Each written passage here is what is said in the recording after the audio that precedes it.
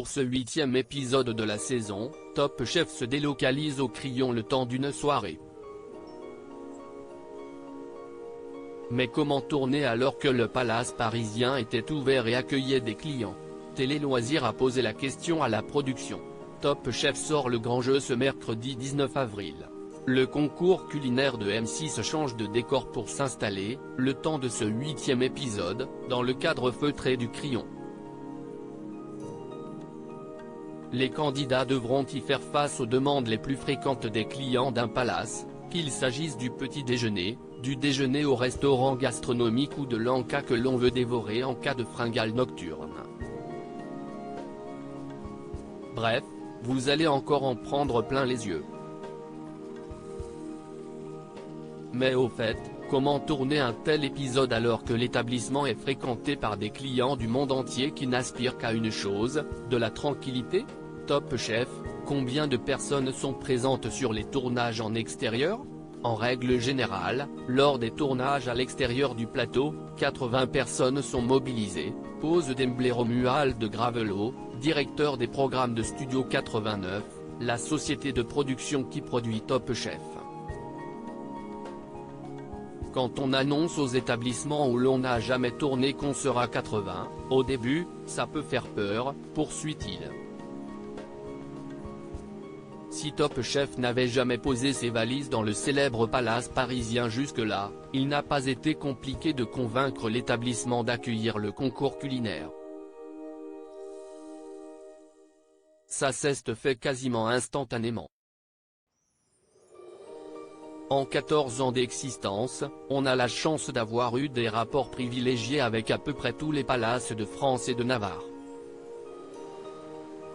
On n'a jamais eu de fin de non-recevoir. On entretient de bons rapports avec le Crillon. Et Paul Perret a pu faire l'intermédiaire grâce au bistrot qu'il y ouvrait, Nonos, note de la rédaction, nous assure le producteur. Top Chef 2023, la technique de la production pour passer inaperçu évidemment, ce gros barnum Quest Top Chef ne doit pas perturber la vie du palace le temps de l'enregistrement. Le deal, quand on arrive au Crillon, si est que l'on ne nous voit pas. L'hôtel et le restaurant doivent continuer d'accueillir des clients. Tout l'enjeu de la production, si est que les 80 personnes présentes ne soient pas visibles, nous explique Romuald de Gravelot. Pour cela, la production met les petits plats dans les grands.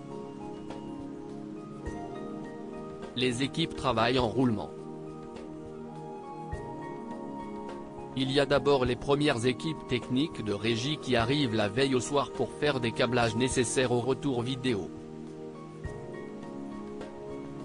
On monte la régie dans une pièce du Crillon qui se transforme en QG de la production.